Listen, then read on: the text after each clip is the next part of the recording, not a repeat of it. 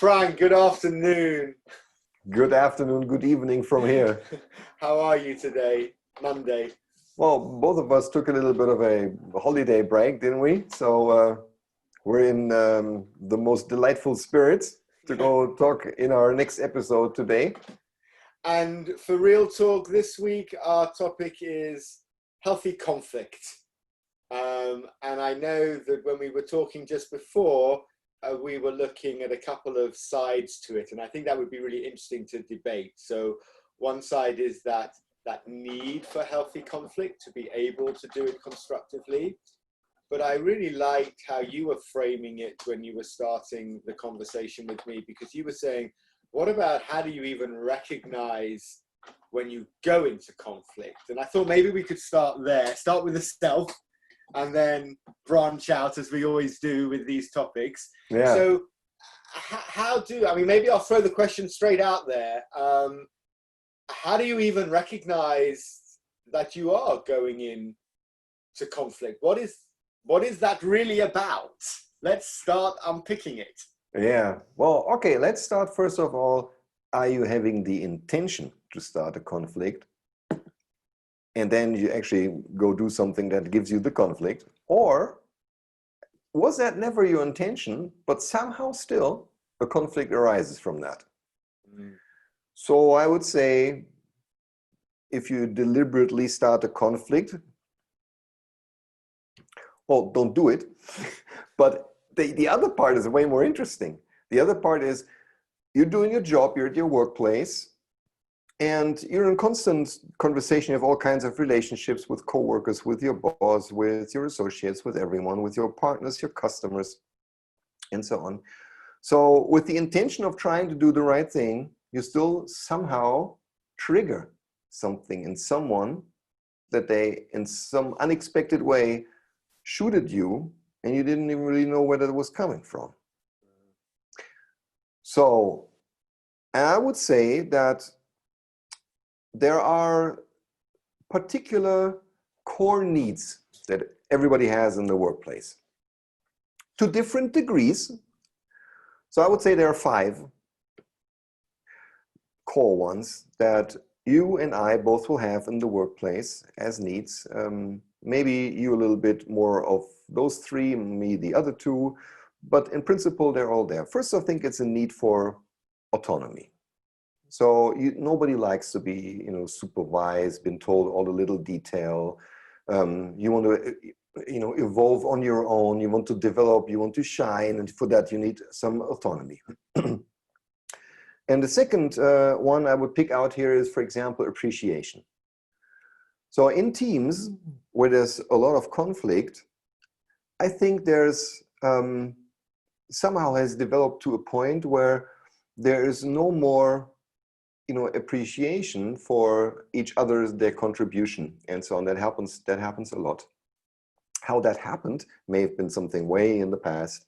But in any case, there is no more real appreciation for each other, and it got lost somewhere on the way.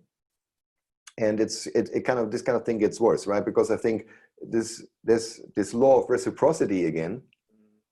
If I never appreciate what you do or say or your work, maybe you don't want to give this back to me, which justifies my initial point that you're not worth good feedback. You're also not giving it to me when I'm doing something good. So that's why all that stopped. Or affiliation, you want to be part of a group. A team is per definition is a group. They are usually there to work together for some joint or higher purpose.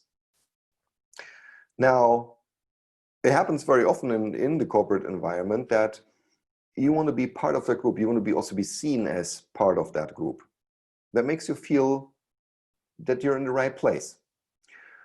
Now, then there's a meeting down the hall that you're just hearing of that you think in your mind, maybe because I'm part of that group, I'm not invited. Why am I not invited? Right? So that makes you feel you're left out. And it's funny because maybe even you don't want to be in that meeting because you have enough on your plate, but just the fact that there's a meeting going on that you kind of think, why didn't they ask me? That makes a whole thing going on in your mind. And then there's respect. I think everybody wants to be respected also in their role, right? So you want to be not only good at your role, and you don't only want to like your role, but you also need your role to be valued and your contributions. And if that's denied to you or not given in enough amounts, then that's also something that could start a conflict. Simple thing, somebody hands over to you a report. You don't know that they've been working on this for 3 days. And the only thing you say is, what took you so long? Not with the intention of actually wanting to know. Right? Yeah. So maybe you didn't mean it like that, but the thing is, you denied the person the respect. And last one, of course, is fairness, although that's a very subjective thing. So if you're treating someone unfair, or inside a group giving somebody more benefits than everyone else, or more attention than anyone else, this may feel very unfair to the rest of the team members. And that easily starts a conflict. That's probably the toughest one, because that's very subjective. What's fair for you may be completely different than what I think is fair. But these are the 5. These are all linked to core values, aren't they? Yeah, of course they're linked into core values. They're actually linked to, I would say, what we need as humans or inside a society as behaviors that are then based on values such as fairness and honesty and compassion and courage and all of these kind of things. Freedom with autonomy. They're linked. Of course they're linked. So that's what you expect. There's also a link, I feel, because when you started, you were saying, about maybe you shoot off a little bit too quick, or people feel as though, why did they suddenly come at me like that? I think depending on personality types as well, conflict is either encouraged or ignored. And I think there are some people who avoid conflict at all costs. They want to say something, but actually they don't feel either they don't have the courage to, they don't want to create a problem. They feel like if they say something, it will ruin the whole relationship, so they stay quiet. So you have those people who are mute in their conflict. On the other extreme, you have people who love a bit of conflict. They grew up in big families. There was lots of arguments at the table, but it was quite healthy. It's okay to argue. It doesn't mean everything is suddenly falling apart. And then in between these two extremes, you have like hundreds of other versions of the desire for or lack of desire for conflict. Yes, that's right. And I think what's challenging is when you have people come together when they're not from the same lane, they're not from the same view. Their map of the world looks different. So I might be someone, I grew up in a big family. At our dinner table, everyone spoke at once. You had to talk quite loudly to be heard. If someone spoke over you, you had to tell them to be quiet. And you always had to make up straight away afterwards. So you could be a little bit in conflict, but you never, the rule was you mustn't go to sleep on the conflict because it will be worse tomorrow. So I've always found it quite healthy, right? It can clear the air, you can get views across. And I find really frustrating when there are people who have no desire for conflict. Everything you ask them is, it's okay, yeah, no, it's fine. Are you sure you're okay with that? No, yes, it's absolutely fine. Well, I'm sensing maybe it's not. No, really, it's, listen, you can tell me if it's not. No, it's fine. And they avoid the conflict at all costs. I'm wondering when you give us your values piece there and you tell us and show us the link, how do we move those people on the extremes? Because I think the closer you are to the middle, the more we describe these values. So you can find alignment. What about those people who love a bit of conflict and those people who really don't love conflict? How do we get them to just communicate? Because conflict is just a form of communication where two opposing views come together and need to find resolution. Yeah. How do you see it? So the way I see it is the following. If you're the person who's a little bit more outspoken and maybe a little bit sensitive in some of the areas that I was talking about, perhaps, your need for status isn't very violated when somebody just, bypasses you and talks to your boss.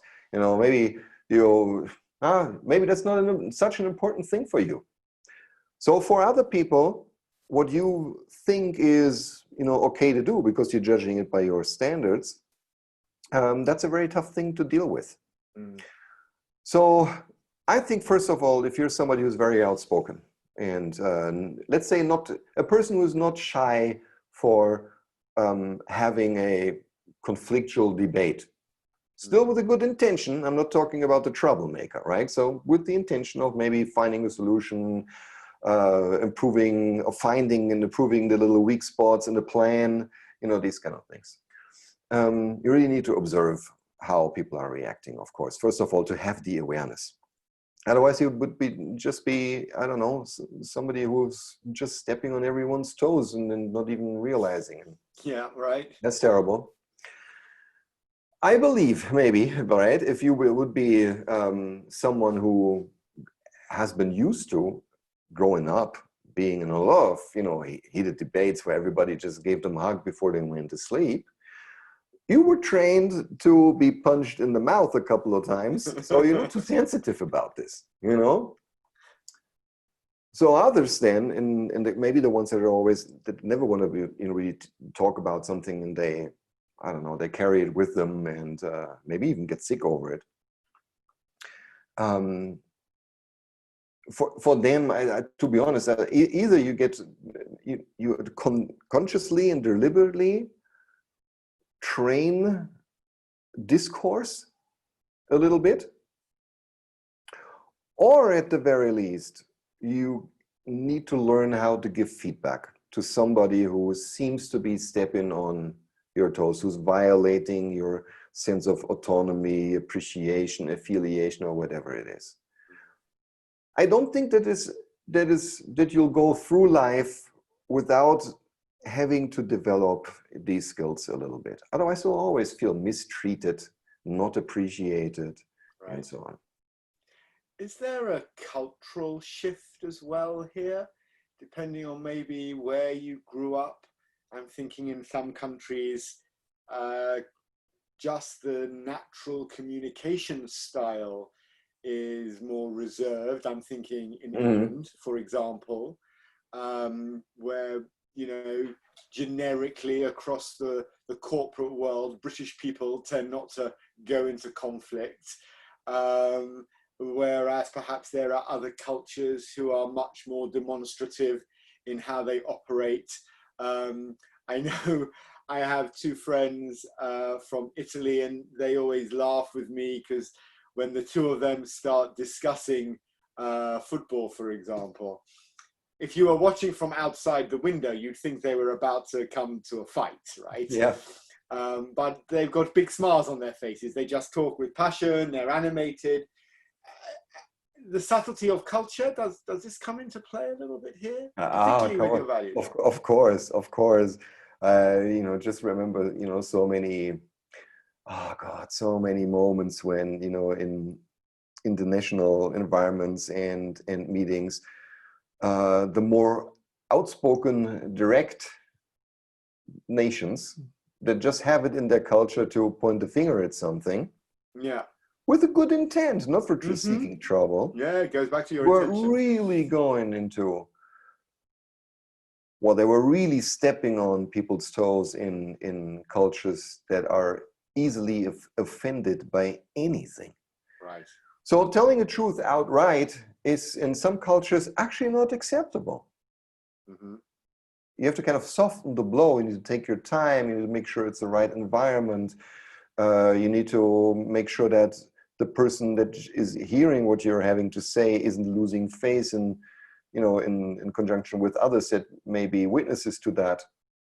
So if you care about that, right? So if you care about that, what you have to say and what you want to discuss actually has some positive outcome, then you need to watch out for these things. Of course, you can choose to ignore it, but then I would say don't be too surprised if you're not invited to the next meeting. You know? Touche. Right. Right. I suppose then the next question from me is, okay, you talked about you wouldn't be able to get away with not really learning about feedback. How do you approach someone who you feel, whether the intention is there or not? So let's assume non-intention, but the resulting behavior makes you feel as though this person is coming into conflict with me. How do you approach it? How do you create the space to be able to deal with that so it doesn't impact the relationship? Sorry, can you say that again, the scenario? I didn't quite catch that. So I'm perhaps giving feedback on my report. Yeah. And in the meeting, you turn around with no bad intention at all, but you call me out on 3 things. And I feel like, whoa, why is Frank getting all funny with me? I don't need conflict with this. I've worked like really hard on this. How do I then approach this to kind of resolve the conflict? Because at the moment, the conflict is just in my head. Yeah. You're just giving me your feedback. Right. I've now created conflict in my head thinking, oh, Frank's not happy with this. He didn't like it. I worked so hard on this. I'm like, how am I going to deal with it? How do we broach this subject so that we get rid of it in the moment? Yeah, well, actually that's sometimes having the right formulation for starting this kind of conversation is helping tremendously. So if you go to your boss, whoever was pointing you out a couple of times, right afterwards, and say to him, you've been calling out my mistakes 3 times in one meeting. Did you mean to come across so offensive? And then just shut up. That was your impression, and ask. It's a question, you know?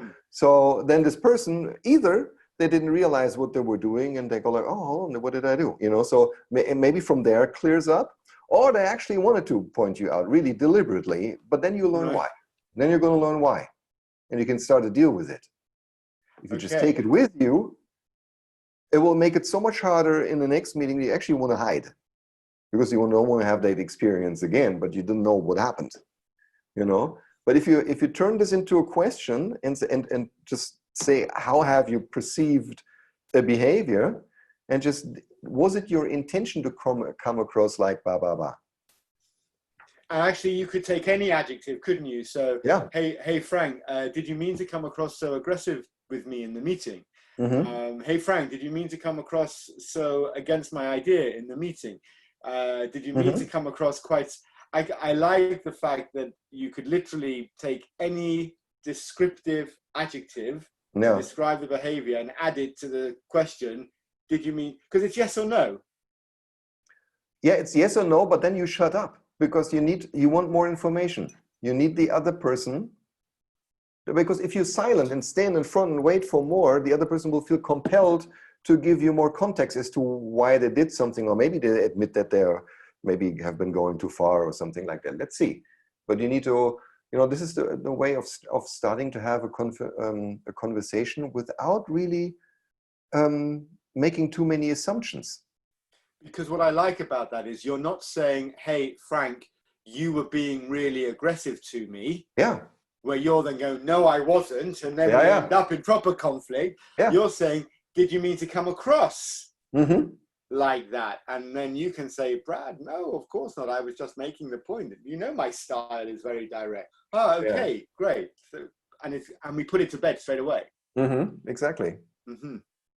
So I think this is sometimes it really needs a little bit of thought as to how can I, if you will, negotiate the sharing of information and feedback with the other person without, for myself, feeling too threatened about this. Yeah. Yeah, and actually I think this goes to this point that, you know, for teams to be able to have conflict both individually and collectively, there needs to be an element of trust. We need to be able to feel as though it's safe for me to say to you, hey, Frank, did you mean to come across dot. Right. And part of that is about the healthy nature of the team. Maybe that's the link as well then to the idea of team conflict, because actually without conflict, I think teams don't always progress as far. It's a dysfunction when you don't have healthy conflict. Yeah. Because I don't know about you, but I've never worked in a team where everyone agrees with each other all the time. No, of course not. And that's good. You know, that's actually this not agreeing with each other on a factual level, not because I don't like your face, right? Just because on what you were sharing, what you were thinking, what you were saying, or what you were doing. And that is nothing else than actually in the end a feedback reaction. Right. So how you then deal with it, that's up to you. And I think that's maybe what teams need to learn to, you know, sometimes you get feedback or information from someone that is badly delivered, right? So I could just say to you, in this meeting today, Brett, you sucked. That's a super useless feedback for you.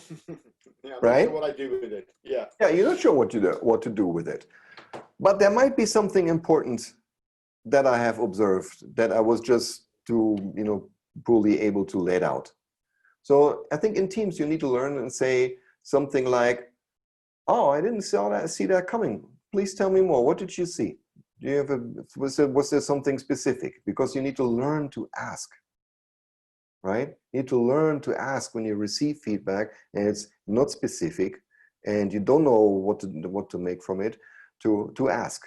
So with this, two things are going to happen. One is you're going to learn if you actually could have done better, but you will also learn which of these core emotional needs in the other person have you actually stepped on. Right, you triggered something in them. You will, through this feedback, but you need to ask because it was poorly delivered, you will learn how the psyche, so to speak, of the other person functions, and that stepping on a particular of those, you know, core emotional needs with this particular person is really triggering something in them.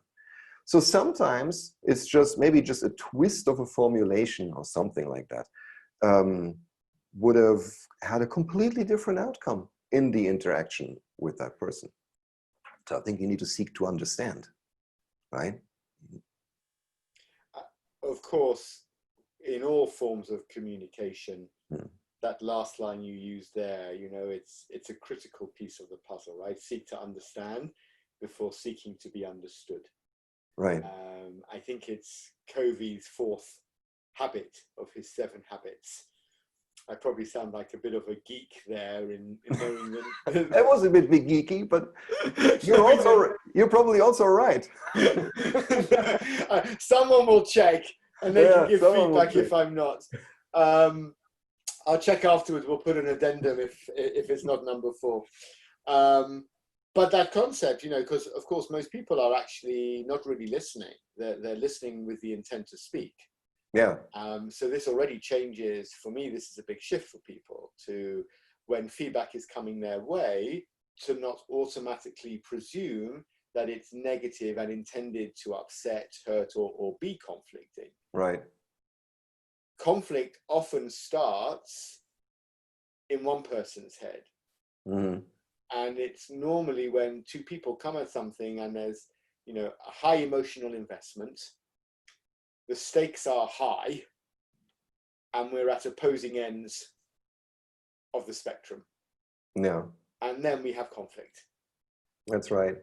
But look, I think this on a very, very high level, if there's a team and they need to work together and they need to make it work, then, you know, there are just a few things that every of those team members could be working on for themselves. One is desensibilize yourself a little bit. Don't take absolutely everything personal. The other person might just be in a bad mood, have been picking the wrong words. Yeah, okay, maybe they were just intentionally picking a fight, but don't let this threaten your identity or your feeling of your relevance or importance. Just because someone has said something in a particular moment, desensibilize it a little bit. Don't go see your therapist right away because of it. You know, that's what I mean. Get trained with a few punches in the mouth. And then the other part is bring things up that you think need to be spoken about right away, or at least very close to when they happened. Because when you swallow them, the next day you feel like, the moment has passed and I can't bring it up right now anymore. But the anger is still in you, and next time the person does something, you're going to want to pay back. And the other person doesn't even know why the hell you're reacting this way. Right, because if you don't deal with the content in the moment, you start to create a pattern. Yeah. And as soon as you create a pattern, it impacts the relationship, and then you've got a problem. Yeah, and you know what's even worse? When then people, as they feel justified for treating the other person with some sort of resentment or non-respect or whatever it really is, they are going to seek allies because they feel justified about this. They go like, hey, did you see, how Susan, again, just dropped her report on my table without saying a word? She's actually awful. And the other person, Susan will go like, or your coworker will say, yeah, that's really, I don't know, that was annoying. It's not good behavior. And then the other person will also look for allies. And then you have two teams or two parts of a team that are just going to hate each other. Yeah, it's interesting though, because it goes back to what we were saying before about which is the preference of the individual. At the beginning of lockdown, I signed up for an online training course to graduate as an agile coach. I was very excited by it. I did some research and chose 3 programs that I liked the look of and ended up with one of them. And on the first session, I wasn't 100% sure of the facilitator, but okay, I'm learning. So forget your experience as a facilitator, go with the flow. And at the second session, we all had to introduce ourselves with the work that we did in coaching. And we had 30 seconds to deliver our little pitch, So I delivered my 30 seconds of, I run a training company, coaching, leadership, etc. When I finished, the facilitator says to me, in front of the whole class, 30 of us, Brad, maybe you should be training us on this topic. And I didn't speak for the rest of that session. I thought, I need to say something. But I wasn't sure if, maybe I'm taking it personally. So I waited until the next session 2 days later, and she did it again. She called me out on something. And then I got this feedback in the chat. What have you done to upset the teacher? Right.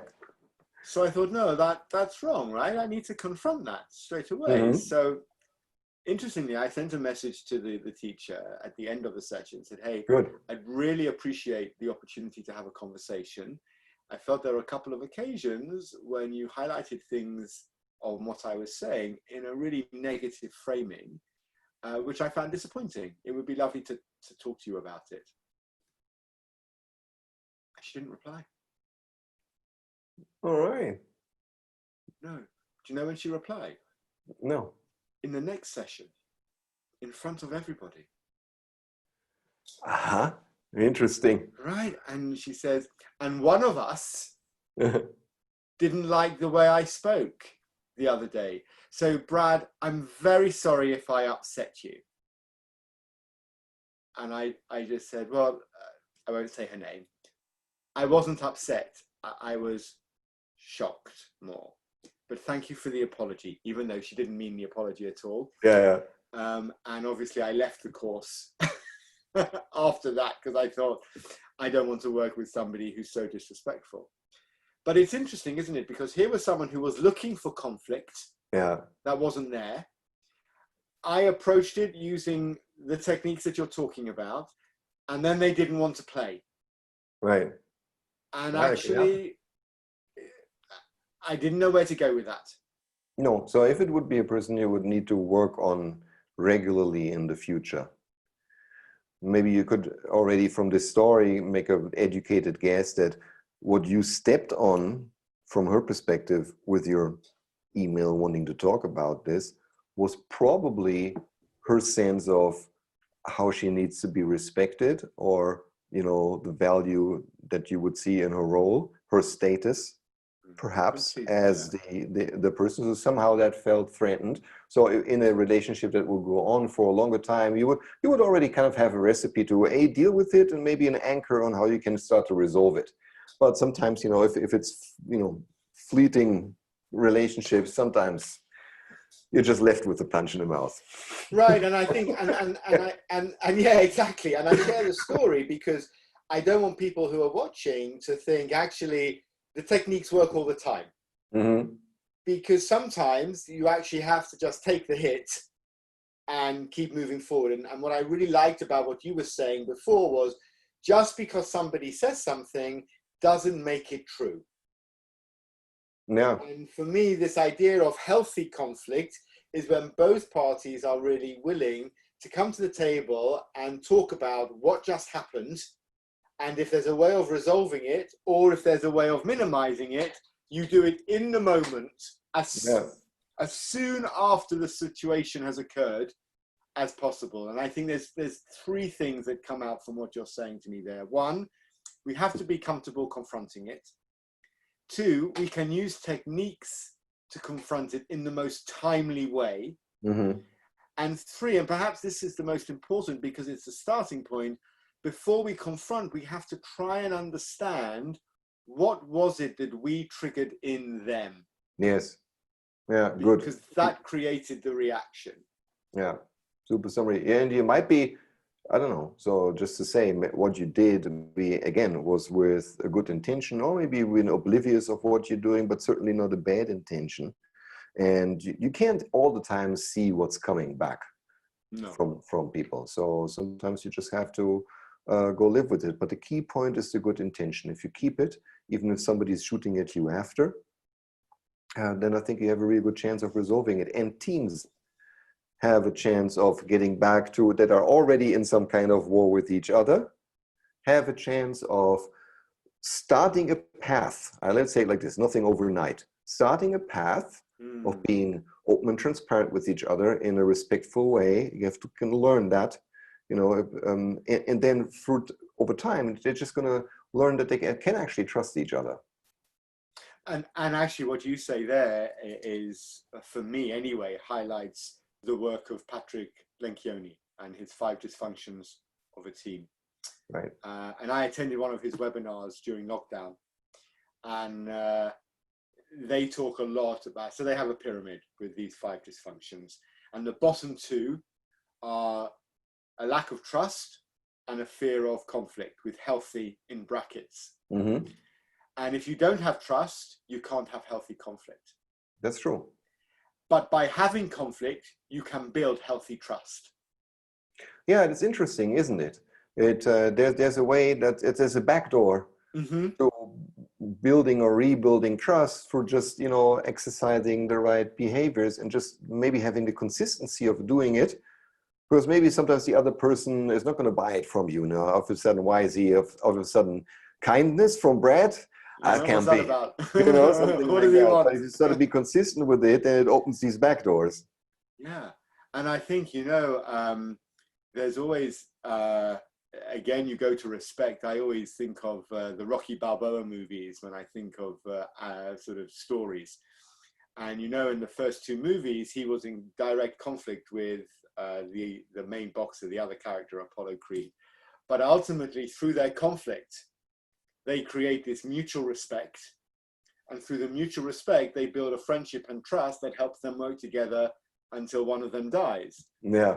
And although it's obviously a fictional story, I think there's something really lovely. And again, this links back to your idea of values, that I think in order to really combat this idea of dealing with conflict, we have to not just seek to understand, we need to find some mutual respect. Mm-hmm. We need to look and seek for that mutual respect. It's trust, conflict, and mutual respect. They're like a pyramid behind my shoulder with 3 points. Yeah. And on the top is respect, then conflict, and then trust. And then those 3 together, I think you can move around this triangle and you can understand people's core values and their needs. You understand their triggers and everything that you were sharing when we kicked off this episode. Yeah, maybe as an encouraging statement at the end of this, I really had I don't know, between 5 or 10, I would say, actual adversaries adversaries Great in word. my professional life that I perceived as being like that. And I think the perception was mutual. Right. So we kind of hated each other's guts for a while. And it is each time with all of them, given a little bit of time and a good intention and not, fueling the fire, so to speak, ended up in one of the most trusting relationships I had with a coworker or peer that actually then became the strongest, because the best ideas were formed from that healthy relationship that was out of a sudden there, because we could have the most interesting conflictual debates without anybody taking it personal. And it was super. It was really worth it. There's a wonderful book I'll recommend. Maybe we can put a link in when we publish the pod. The Four Agreements by a Toltec writer called Don Miguel Ruiz. And the first agreement is to be authentic with your word. And the second agreement is to not take anything personally. Good one. And it links directly to what you're saying, this idea of how we can deal with healthy conflict, whether one-on-one or perhaps even in a team. Yeah, super. Let's put that in the description. Maybe also the other things that we were quoting. Love it. Frank, right. we've come full circle, I think. We're good at that. Scintillating episodes, right? I am the most scintillating one. Brilliant. So we'll catch up next week and we'll pick a new topic for everybody. Right. Bye, Brad. Brilliant, Frank. See you next time. Bye.